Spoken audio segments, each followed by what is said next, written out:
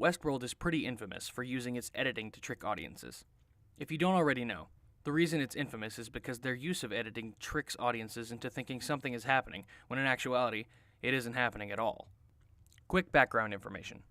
Westworld is a series about a theme park, yes, called Westworld, where a multitude of hosts, human-looking robots, exist to satisfy the whims of each of its customers and a space to release their wild side. It is also true that the world itself has a myriad of flaws, and the hosts are more human than the theme park operators would prefer. But that's going too far down the Westworld rabbit hole. Overall, all you need to know is that Westworld is where humans and robots play out contrived narratives, ride horses, drink, kill, and have a lot of sex. But what I will be focusing on during this video essay is one particular scene that encapsulates the editing process of Westworld in a nutshell. Let's break this down. Westworld takes place over 3 separate timelines.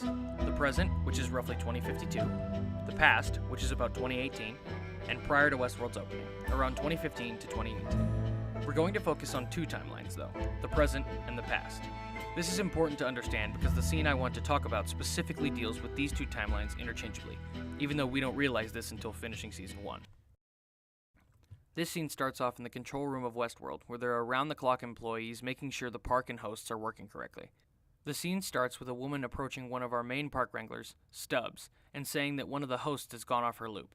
The conversation continues and reveals the host they are talking about is Dolores. Stubbs follows up by asking if she is with a guest, to which she replies, unclear. Now, in the narrative so far, we are made to believe Dolores is with William and Pariah. So when this scene concludes and Stubbs tells her to send someone to retrieve Dolores, the following scene makes complete sense. A man comes up to Dolores and says, "A girl went missing from Abernathy Ranch," which is her father's ranch, and asks, "Is that where you belong?" He then continues to talk to her, convincing her to come with him. When she doesn't respond, Dolores gets flashes. Later, we understand these to be memories, and she says that her father is dead. She declines to go with the man, and then he grabs her. They are interrupted by William, who demands to know what is going on, to which the man replies, "Oh, just helping a lost traveler."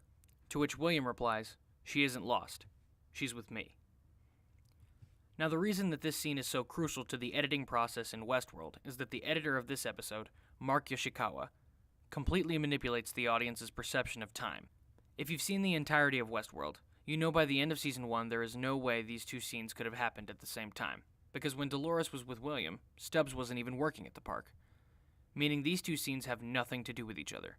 But Yoshikawa manipulated the footage in a way that when we see the man come for Dolores, we automatically assume it's the person they've sent to retrieve Dolores that Stubbs had sent. But it isn't. Remember when the woman says that it's unclear if Dolores is accompanying a guest? This is just vague enough for the audience to put 2 and 2 together, deciding that these things are happening one after the other. Using this editing style, the reveal at the end of Season 1 is much more impactful than if we had watched this story progress in a linear fashion. We get the reveal that the man in black is in fact William, after which we are able to go back and dissect scenes like this one and realize multiple timelines were happening all at once. This makes for exciting storytelling and a much bigger reward for the audience. So even if the audience doesn't catch that we are jumping in time, they can recall cuts and realize where the time jumps were and why.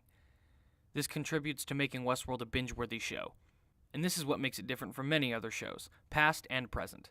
This manipulation of editing from story timelines to quick cuts and quick flashes is what makes Yoshikawa's editing style distinct and exciting. This is where creativity in the editing process starts, and it's a perfect example of how to manipulate time while editing a story. With this scene as one among many, we can be sure the timelines in Westworld aren't over just yet. With the first few episodes of Season 2 already out, we will see Yoshikawa as well as several other editors working on this new storyline, and can be sure to expect several more surprises, twists, and reveals with the manipulation of time in this coming season. They've already hinted that we are jumping through time in the first episode of Season 2, and I'm sure the season will not disappoint. Their use of editing and manipulation will enhance the storyline and create legions of fans for years to come.